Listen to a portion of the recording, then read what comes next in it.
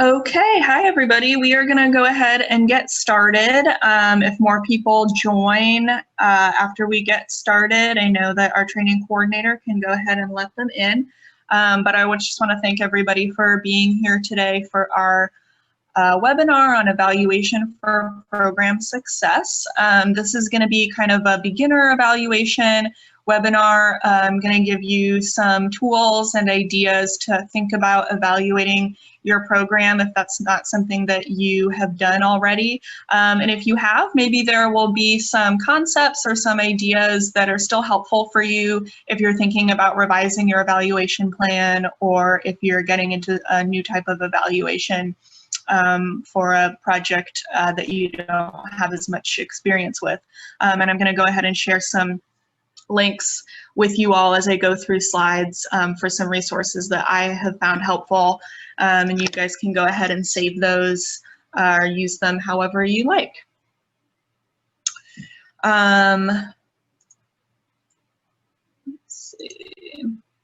Okay, so we are NC-CASA, North Carolina Coalition Against Sexual Assault.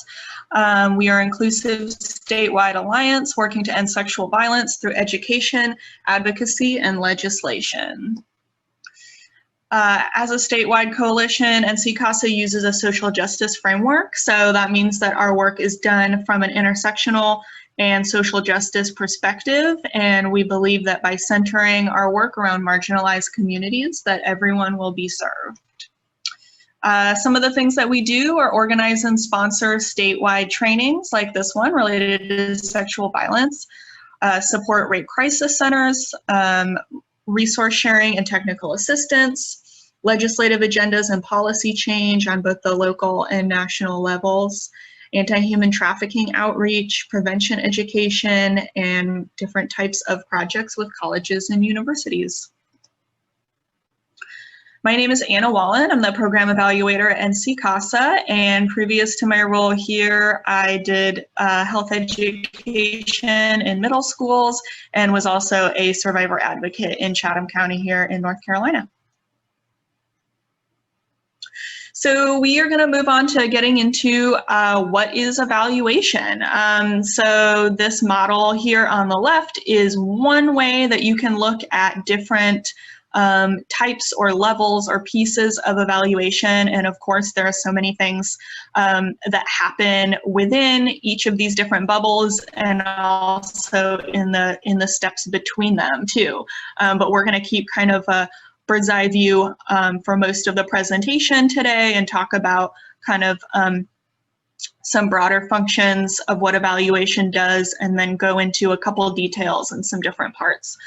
So evaluation is a way that we intentionally collect information or data to give insights about how a project or a program is going and whether it's been successful. And of course, we define success broadly.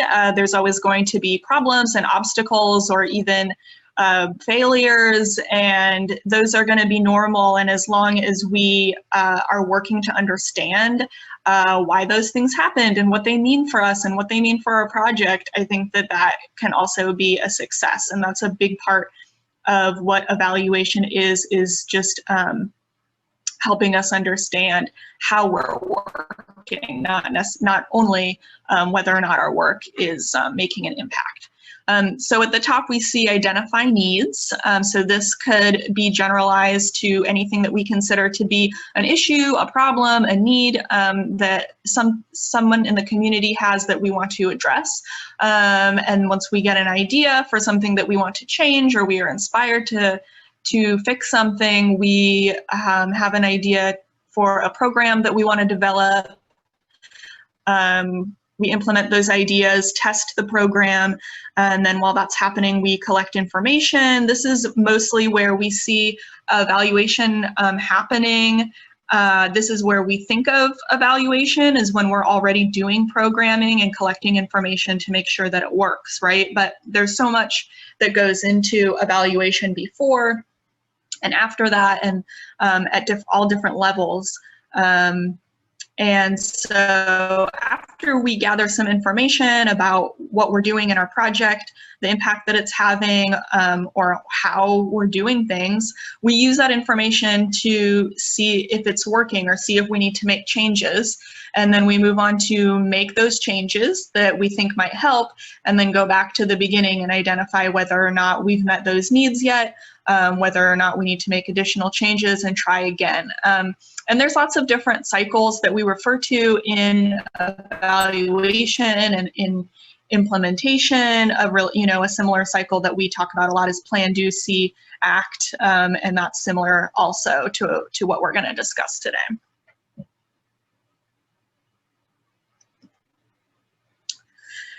So getting more into the purpose of evaluation, it can be used for lots of different things, and it really just depends on your project and the group that you're working with and what your goals are and what your mission is, your stakeholders, your partners, why you're doing evaluation is unique to you and your project. And so part of what we're going to talk about is making an evaluation plan and being really clear about why you're evaluating and why you're doing your programming the way that you are. And sometimes evaluation just means getting really clear about those basic things. Why are we doing this program?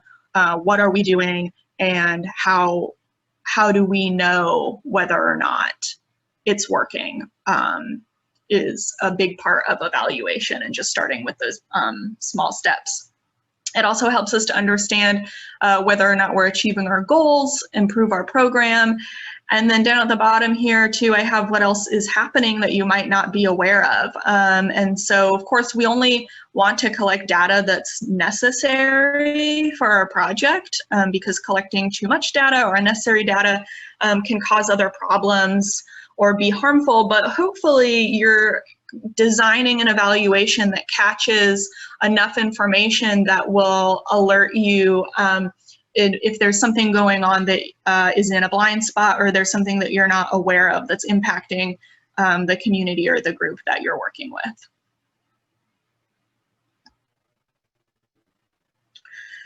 So I just want to take a minute to talk about ethical and equitable frameworks for evaluation. As we know, public health, social services, all kinds of infrastructural systems that have been designed to help people can actually do harm. And evaluation is also one of those systems. And so when we work in evaluation, we have to make sure that we are addressing people's needs in an effective and culturally responsive way. So a couple checkpoints that you can use to think through how to make your evaluation equitable is that it should always be led by local groups and people from the community that you're helping, or the community that the project is designed for. Giving attention to your process and making sure that it is inclusive and that you have different voices at the table when you are making decisions. Success and goals are culturally responsive, and they are defined by the people who the project is for. So you're not coming into a community telling people what they need or how they can heal or how they can get better, because their perceptions of what they need might be very different, of course. And so a lot of times we need to be moving a lot slower than we want to, and that is a constant tension, of course, within project management, is being inclusive and thoughtful, and also being aligned with timeframes and stakeholder desires and other pressures. And then, of course, lastly, you want to actively incorporate methods to check personal and group biases. So you want to have an external review board, or, of course, involving different people from the community, making sure that you're engaging in being accountable to checking biases, and consistently throughout the project checking back in with those issues to make sure that the project is accountable. And I wanted to share a couple of resources that I found that are really great places to start this guidebook by Chicago Beyond, called Why Am I Always Being Researched, is really amazing piece of advocacy, and it's just really fascinating and helpful to start thinking through just the different ways that evaluation in public health can impact people and communities. And also the organization called We All Count, which was explicitly started and developed for addressing ways that data science and evaluation can be more equitable, and addressing ways that we even think about information and what information is valuable and what isn't. And so I definitely recommend checking them out, and I'm going to try to paste these in the chat for you guys right now. Let's see.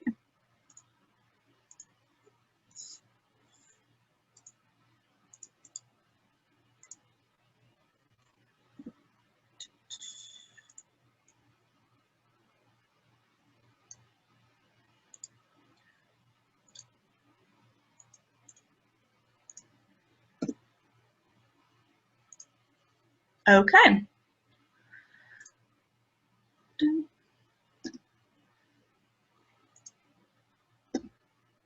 All right, so we are going to keep moving, kind of start at the beginning before program implementation even starts, before program design even starts. You can start with a type of evaluation that we say is formative, which means that you are evaluating how you're even forming your project. So evaluation, I mean, it's an applied scientific concept, but it is also a word, and we can really evaluate anything, you know, just like we observe things all around us every day and make decisions and make analyses and make judgments about all the information that we're constantly taking in.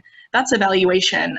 So you can really think about it in lots of different ways, and somewhere that can be useful to start is a needs assessment. And so that's where we're asking questions specifically just about what is actually needed, because we might have an idea about what's needed based on other information that we have, but other people might have a different perception. People who live in the exact same neighborhood on the exact same street might have really different perceptions about what their neighborhood needs. And so a needs assessment is a way to really get down to figuring out what are the primary goals of the people involved or the people in that area. And example could be a focus group where you talk to community members about what they see as top priorities for their community.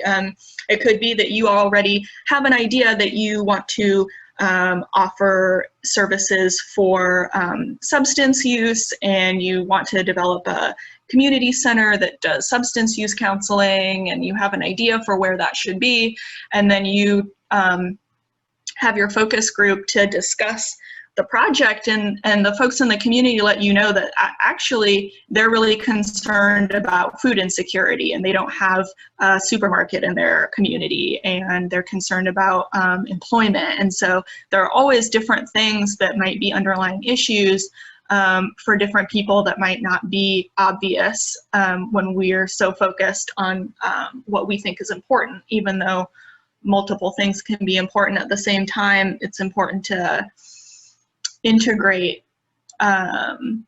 those different values and priorities into how we develop our programming. So you can start with a needs assessment, and then you can even do a readiness assessment. After you get into designing your program, you've integrated those needs, integrated the information that you found out, you've designed something that you want to do, or maybe you're coming into a project after the project has already been designed, the implementation has been designed, but they want to make sure that it's effective, and so you can also start with a readiness assessment. And this is when you already have your project in mind, but you're collecting information to measure whether or not the community is ready to engage with your program, or ready to integrate it or interact with what you imagine will be the benefits of that program.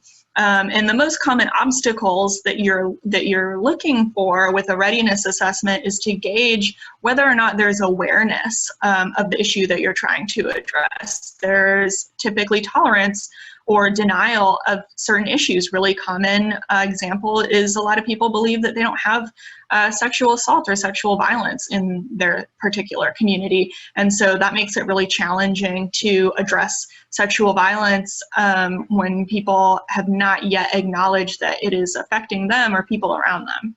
And another useful question you can apply is this program something that the community wants? And if the answer is no, you can definitely bet that you will need to go back to do some more groundwork and figuring out how you can either address awareness, tolerance, or acceptance of the issue that you are focusing your project around, and how you can engage that community from where they're at and where they're perceiving their needs. Okay, so another type of evaluation that comes at the end of the project is outcome. And this is the most common type of evaluation when we think of just really basic, whoops, my slides got a little funny. Okay, so set specific goals and outcomes and works towards those goals. And then the measurements that you take, you're going to analyze them to see if you reach the goals that you set. So for example, your goal on your logic model might be teen dating violence will decrease in our community, or 25% of students will report increased knowledge of nonviolent communication skills. So depending on what kind of programming you're implementing and where you're setting your goals for, it could be a process goal or an outcome goal. And we'll talk a little bit more about process as well. Over here on the right, if you're evaluating your process, you're going to be tracking information that identifies fidelity.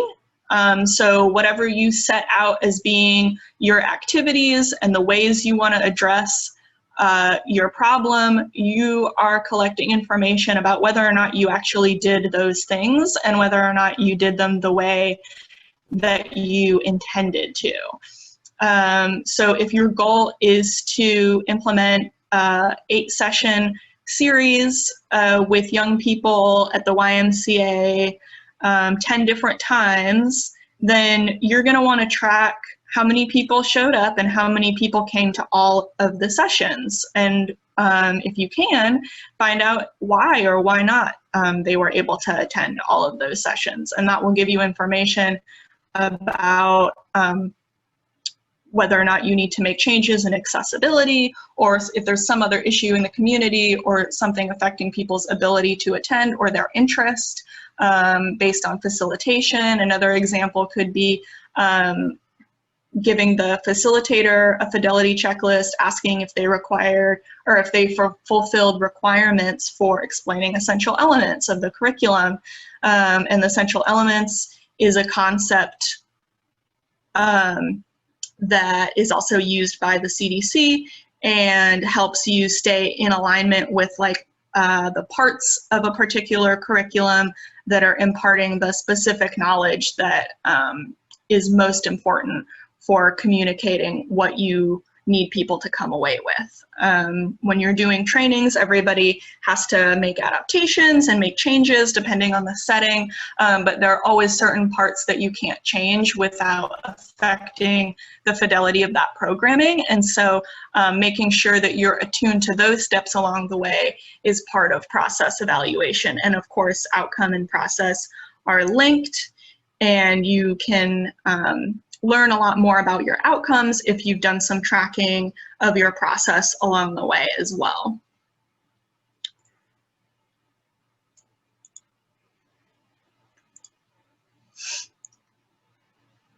And I'm going to share a link here too for the Veto Violence website.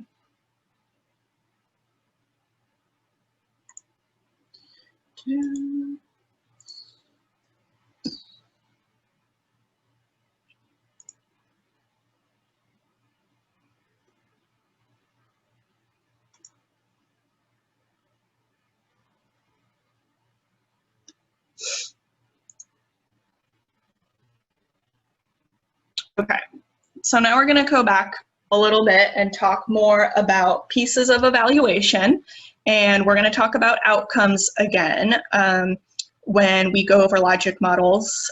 So when you're just getting started with your evaluation, you might find it helpful to have a logic model. Engaging stakeholders is something that you're going to want to do early on.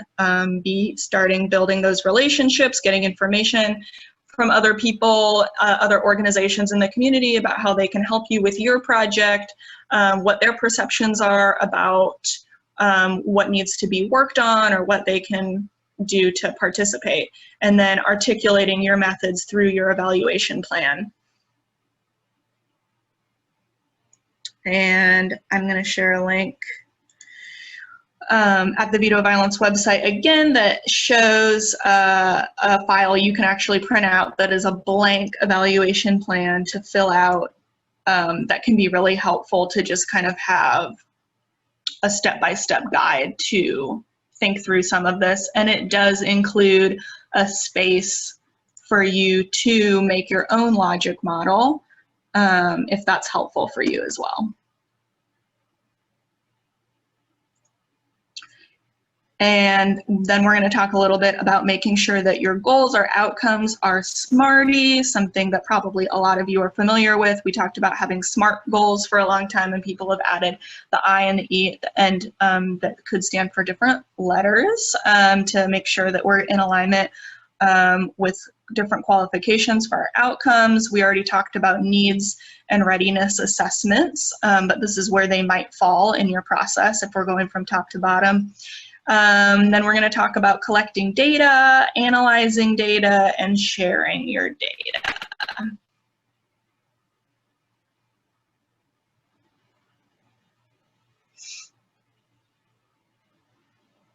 So I might actually just pause here for a moment and see if folks have any questions so far.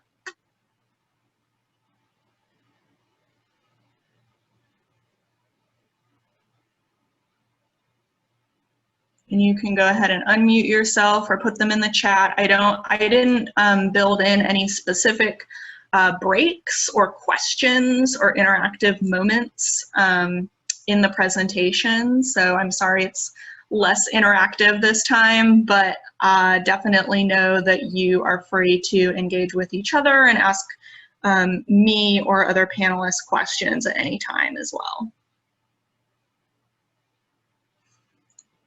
Okay, so it doesn't look like anybody's entering anything in the chat, so I'm going to move on, but please go ahead and ask if you do have questions. So we're going to talk a little bit about logic models. They help create a map of our ideas and intentions for problem solving. So different ways you could refer to them. There are lots of different types of diagrams and systems to show your ideas for problem solving. Another of them is theory of change. They're very closely related. So logic models target through your program, and you're choosing your outcomes and your goals and putting them down at the end of the model, and then you fill in the other spaces from left to right to show how you are getting there to your goal. And you're going to document for yourself and your team and your stakeholders what resources you have, what processes you're going to go through to get to your goal, and how you're going to do that, and what the short-term outcomes are going to be before you get to your final goal. So they show the steps between locating resources, acting on the problem, and creating change. And they help us track the completion of our activities and achieving goals. So you want to make sure that it's relevant to your team so that you all can use it as a communal tool to make sure that you're on track. But a logic model can also be really helpful to share partners if they want in your proposition or your idea for what you want to do to partners or funders. Having a logic model planned out can be really helpful for that as well. So here on the left is a really basic style of logic model, and they can get to be very complex. But these are the basic parts of what you're going to see is going to be inputs, activities, outputs, and outcomes. And the different things that we use them for, or why we use logic models, what we're talking about today is evaluation and monitoring. They can be used for lots of different things that this feeds into, like strategic planning, prioritizing resources, developing evidence-based practice, or demonstrating accountability to partners, like I mentioned before. So as we've been talking about developing outcomes, those are going to go on the right here at the end of your model. What change do you want to occur? For example, decrease in sexual violence, any other impacts that you're looking for that you can articulate with more detail. You do generally want them to have detail as you're discussing short-term or intermediate outcomes. And outputs, as we'll just work backwards, outputs are going to be the things that occur as a result of your programming that may or may not lead to the outcomes that you're seeking. So outputs and outcomes do have a sometimes tricky relationship, and if you want to get more into that, there's a lot more information on our logic models webinar or other help with that on different evaluation websites that I shared. But you want to make sure also that you're tracking your activities and that you list out what activities and programming you're going to do. Are you doing trainings? Are you doing outreach events? Whatever it is that you're using as your strategy to address your problem, you're going to document that in the activities section. And then the inputs is going to be all of your resources that you have. That's going to be your staff, your funding, your any external people who are assisting your project or providing professional assistance or supervision. If you're using a particular curriculum or framework, you would put that in your inputs. So this is just basically an organizational tool that helps you stay on track with your project and demonstrate to others what you're doing. Okay, so your outcomes and objectives should always be SMARTIE. And what that means is they should be specific. Goals should state exactly what needs to be carried out. And if it's appropriate, you can articulate who and by when. Measurable, does each of the goal refer to a measurable outcome? So when we're talking about evaluation, of course, we are needing to measure things. And I had originally included some slides about measurement and decided to exclude them for this presentation. Just because it can be a little confusing and measurement, I think, warrants its whole own presentation, and we can talk about evaluation effectively without getting into the nitty-gritty of measurement. But basically, how are we counting things, and how are we measuring things like smallest to greatest, or like, didn't like, or sometimes and never, and how we get into conceptualizing what that means in people's experiences and how they describe their experiences to us. So we want to make sure that we're choosing things that we can actually measure in some way. They should be achievable and ambitious. So is the goal attainable given the way things are now? Is it something that you could actually do? And at the same time, you want to make sure that your goal is challenging so that it will lead to significant progress. So you also want to make sure that it isn't too worthwhile to spend time implementing. It should be relevant. Will achieving this goal make a difference in the lives of this group of people? Is it aligned with other goals that have already been set for the community? Time bound. Has a time frame been established for when it should be done? Is it helpful to set smaller benchmarks along the way? And then this model was adapted from one that Guilford County Schools made, and they made the I inclusive. I've seen other models that make the I interesting, and while that's also important, I wanted to make sure to include that it's important that our goals are inclusive and that they invite traditionally excluded or marginalized groups to the table and sharing power in identifying what those goals are. And the E stands for equitable. Does the goal address an element of sustainability or justice, and does it address systemic inequality?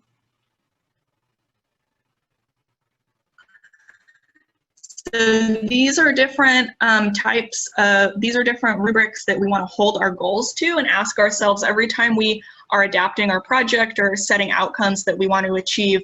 Is it really going to create the type of difference that we want to see? Or has somebody else already done something similar to that? And how is this different? Why are we doing this project? So that's always what we want to continue to ask ourselves throughout.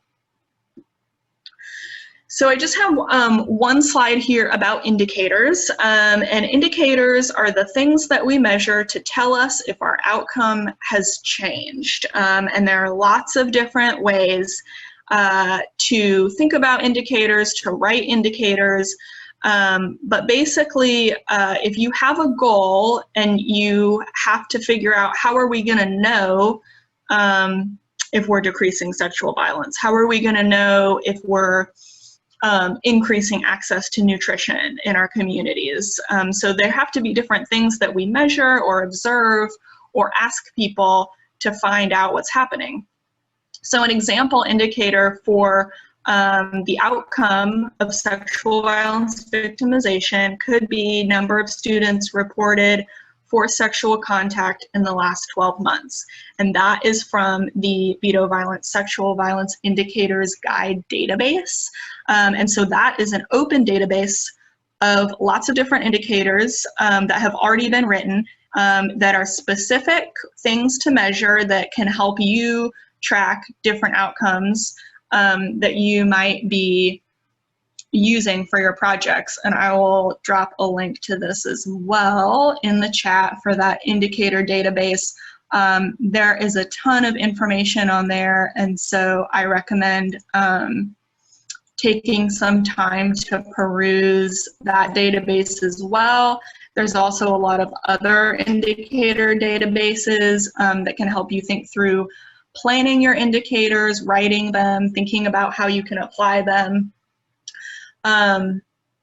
So I also want to add that, of course, tracking an outcome by number of reported sexual assault incidents is tricky because we know that a lot of people don't report for a lot of reasons, and that decreased reporting doesn't necessarily equal decreased prevalence.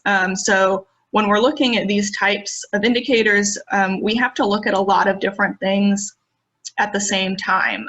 You'll never just have one indicator for one outcome. Typically, you have 2 or 3 or 4 different indicators that are all giving you a different facet of information about the same outcome, and then you're comparing them and holding them up next to each other to analyze what different story that might tell about what's happening with that particular factor that you're studying through your indicators. So quantitative analysis has to do with numbers. We're counting things. It might be,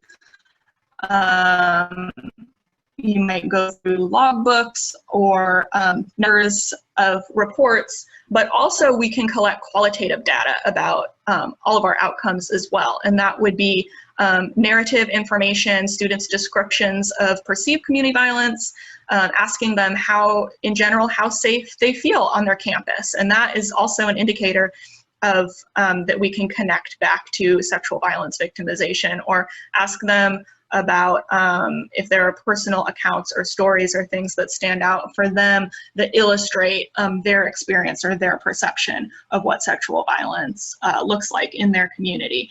And so we're going to talk a little bit later too about analyzing these 2 different types of data. Another example for an outcome could be that you want to increase access to sexual assault resources.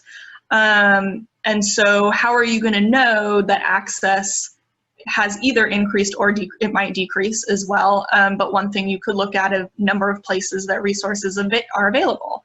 And that would be something that's more quantitative. You could count that, right? You could look in different logs. One of your indicators that you're tracking could be number of hours that crisis staff has a hotline open. If originally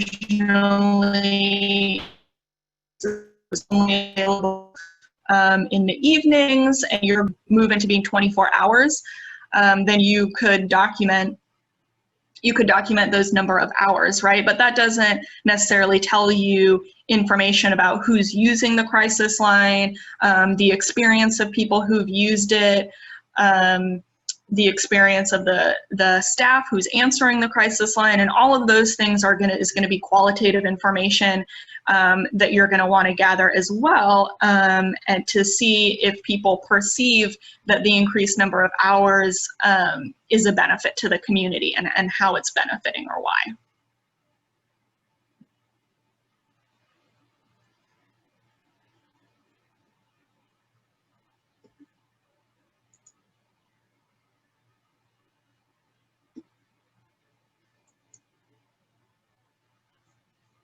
Okay, so now we're going to talk about some different types of data collection.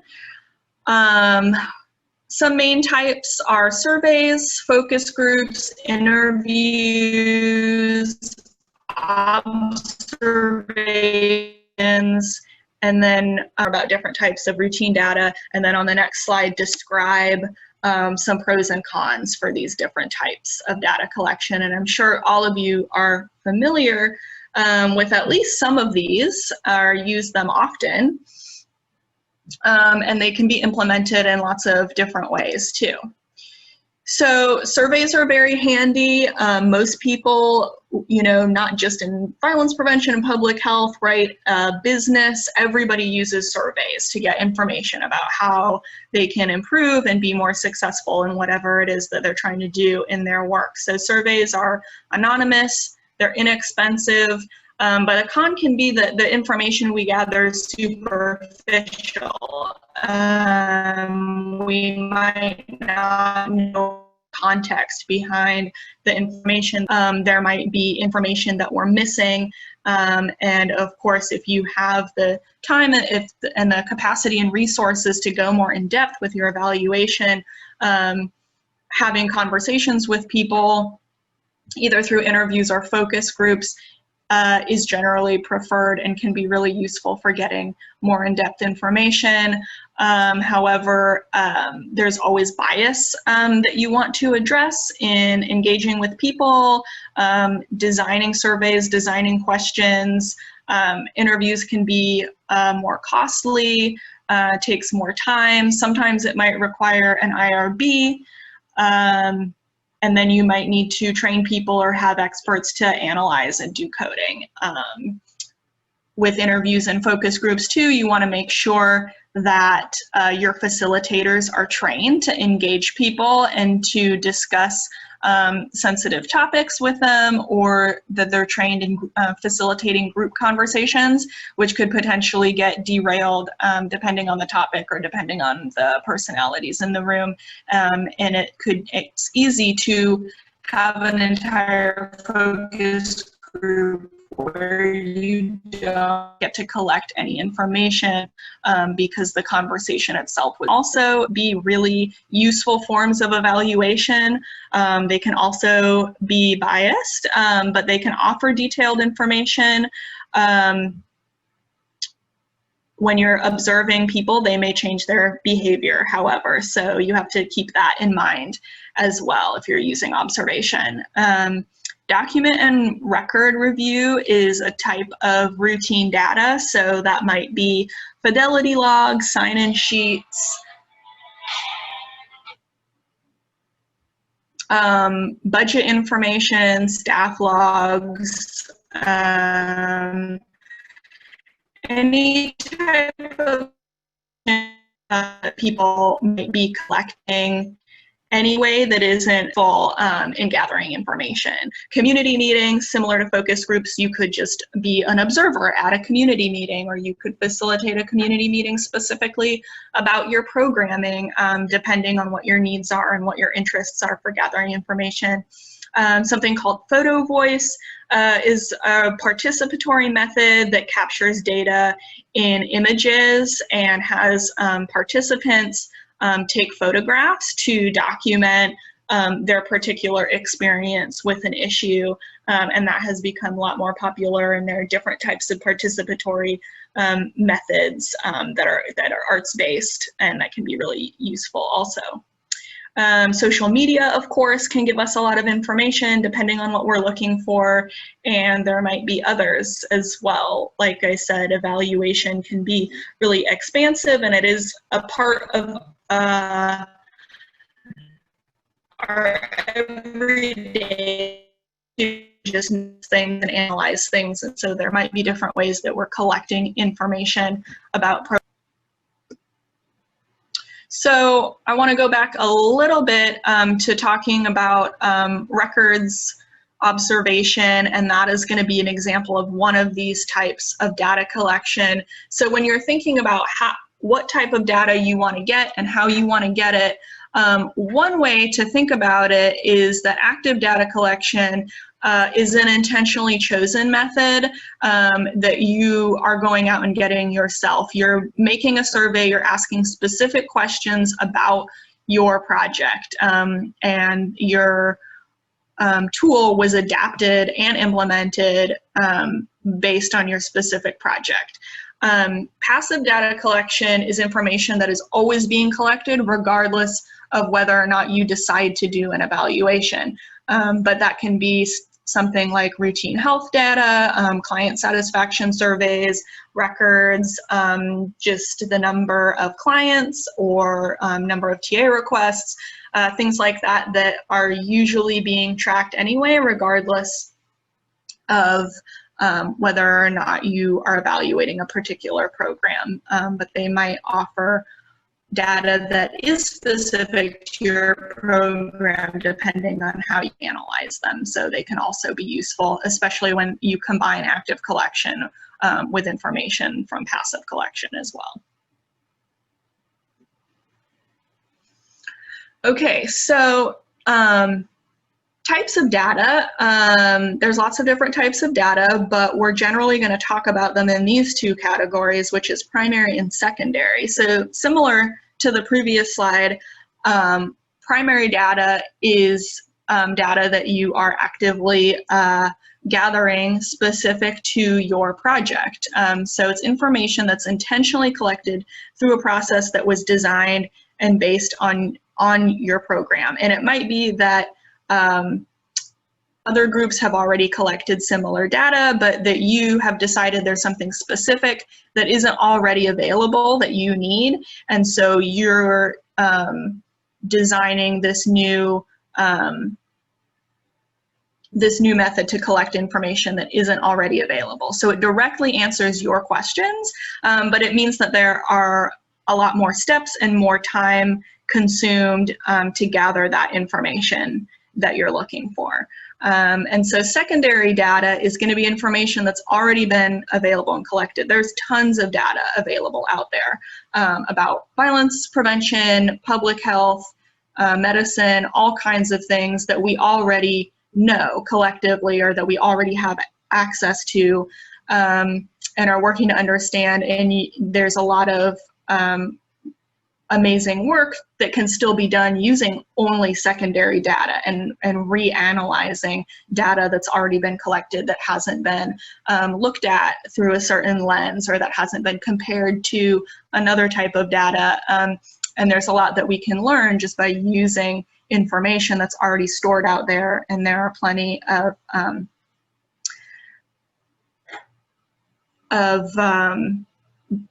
data storage areas that we, for example, the census is a major one that we can use and look in all kinds of information just from the census and get information about programming that we might need to do or ways to do our programming. The con of secondary data is it may not align closely with your needs. something that we've all experienced is that we go out there to find information, and we can find all kinds of information that's kind of tangential to our question or sort of aligned with it but doesn't really answer our question. And it, despite how much data is out there, it can be challenging to find something that you specifically need or that's for your specific population. And that is why people often choose to do primary data collection.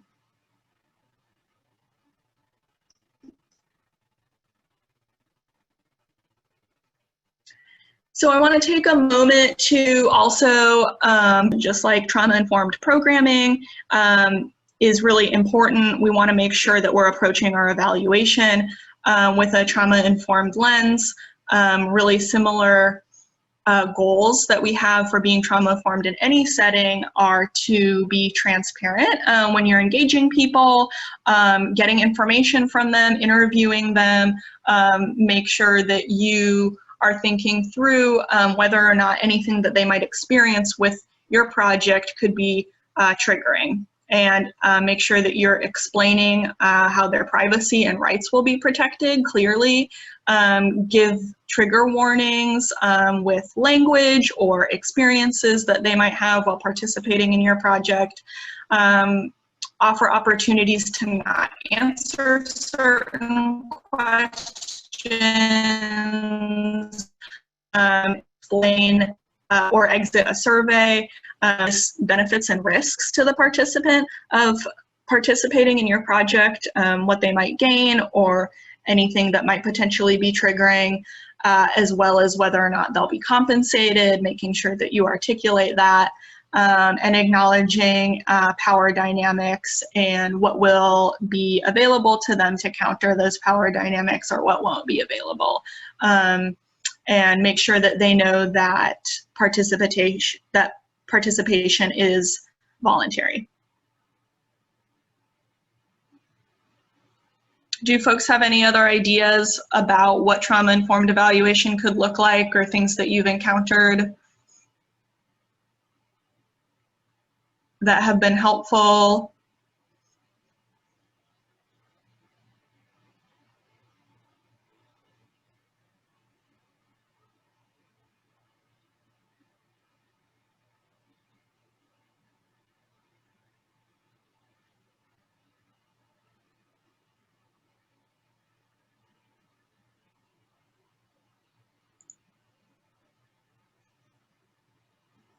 Let's see.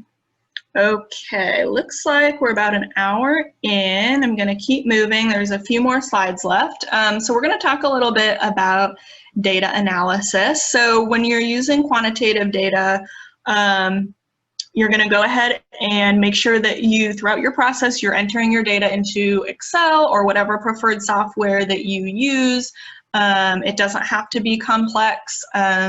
Apps like SurveyMonkey organize your data for you.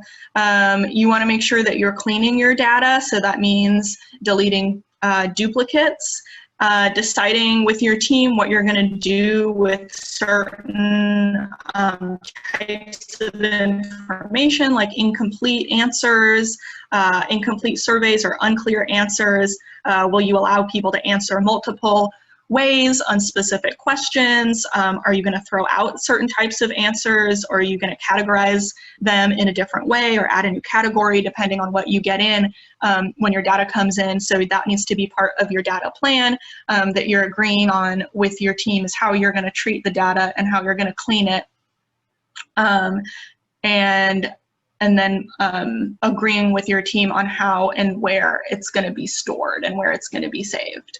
And then you want to continue to document your process. Were there any events during data collection that influenced it? For example, if there was an event that's canceled one of your trainings, or one of your trainings stopped in the middle and you didn't get to collect any of your post surveys, you definitely want to document that somewhere, so that if there's a gap in the data, you can account for that and do any calculations that are necessary, so that there aren't big holes at the end when you go to analyze it.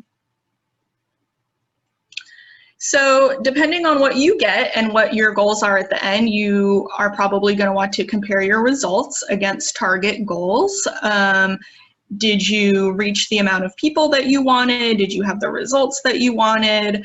Look for patterns or trends. You know, is there something that really stands out that most people did or didn't achieve, or that most people did or did not report? Is that aligned with what you thought was going to happen? Why or why not? And then looking for outliers, which are numbers and data points that differ significantly from the average. So these can alert you to important blind spots or different issues. To understand where those outliers are coming from can help you understand different facets of your project too. And then describing why or why not your program was effective, even if you did not reach the goals that you were attending to.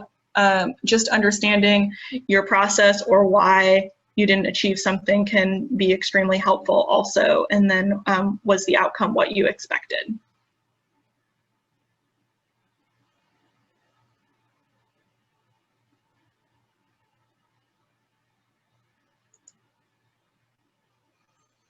Okay, so now we're going to talk a little bit too about coding qualitative data, which is the narrative data that you get in the form of focus groups or interviews that is more conversational based. So it's harder to count that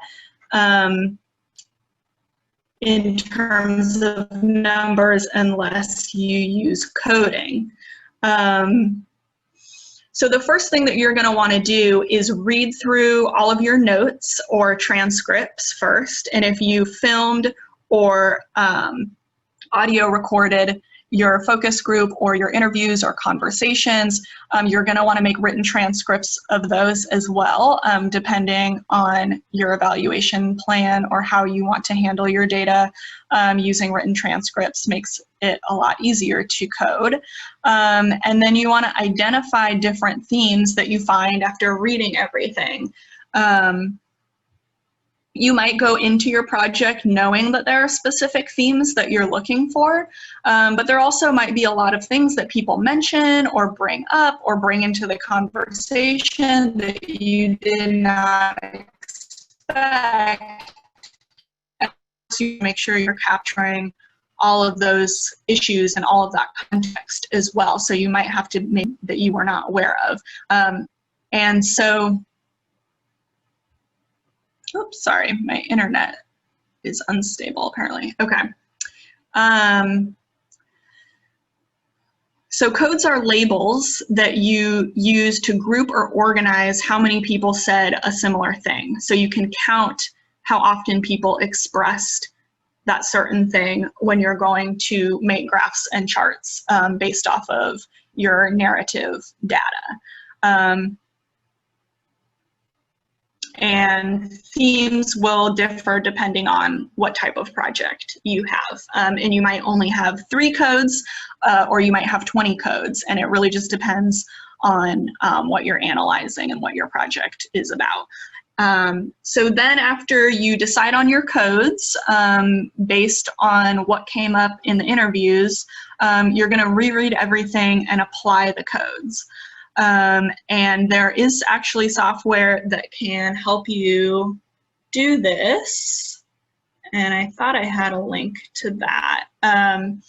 One software is called In Vivo, and then there's another one called Atlas TI, and both of those help you organize and code written narrative data, and that can be actually really fun to use. I've used Atlas TI a little bit to code narrative information, and it's really helpful to keep a visual document of how you're explaining what you found in those conversations and what their meaning is.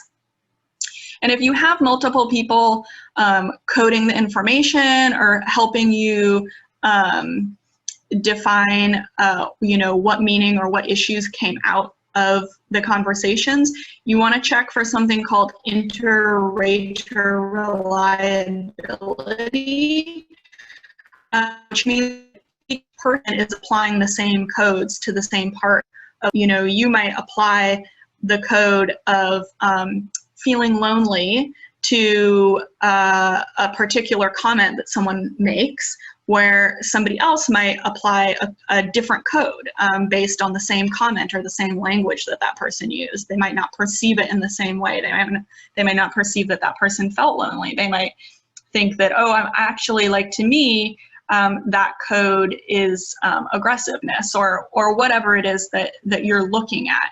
And so you want to make sure that you're actively making a plan with people on your team, if they're helping you go through all of your documents, to how exactly you're applying everything. And you can double check that by each of you reviewing the exact same document and applying codes together, and then talking about why you did and didn't apply certain codes, and make sure that you come out of that with agreements on how you're going to do the following documents in your project. And so, of course, coding qualitative data can be quite complex, and it depends on what your needs are for your project and how much data you're going to come out with. Qualitative data to analyze, and so you will definitely want more support with that as well if you're choosing to use that, and it can be really rewarding as well. So you'll definitely need to review other resources, and I do recommend checking out NVivo or Atlas TI if you want to try using some coding software. That could be a good investment.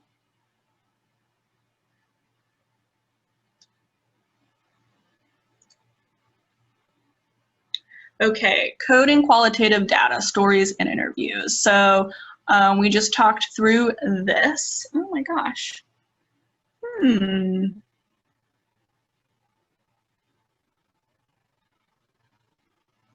I think I'm missing a slide. That's unfortunate.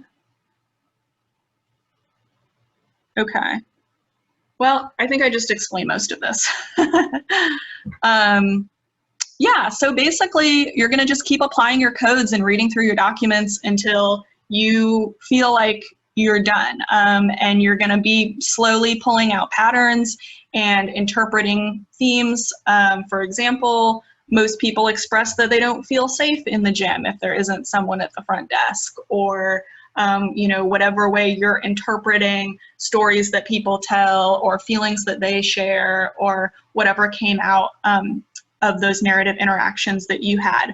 And then applying the codes, you can also assign like a point scale depending on how you want to convert your codes into numbers, so that when you share your results, you are able to say things like 20% of participants reported gaining relevant skills.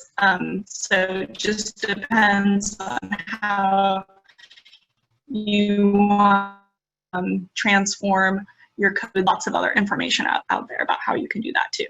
And it might be that something else came out of that data that now you realize you need to evaluate something else. And so making sure that you document that and writing down your ideas for something else that you didn't realize when you went into the project is actually a key aspect of the question that you're trying to answer. And so you might need to go back and evaluate something else next time.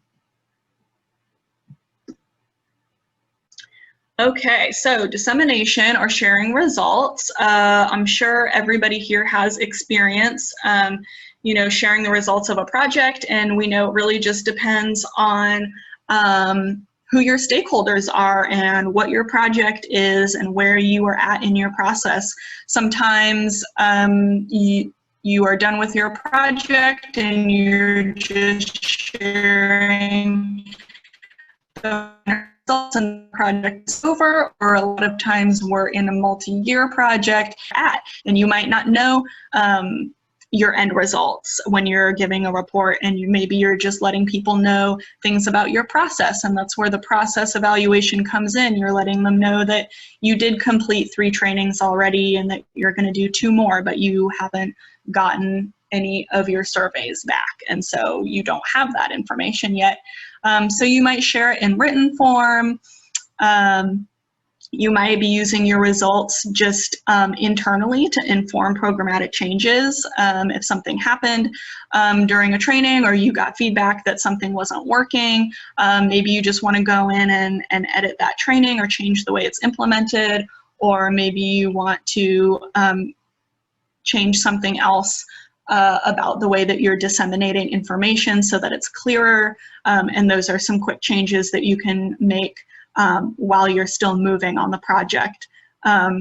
Or you might want to be using your results to apply for funding or to share in a broader context. And even if you don't have results yet, or your results are inconclusive, or even if your project really didn't turn out the way that you wanted it to at all, if you're capturing information about what you did and why you did it that way, that can still be really strong data that you can use to demonstrate that you're tracking issues and that you're looking at solutions, and that can be a really strong way to secure partnerships as well.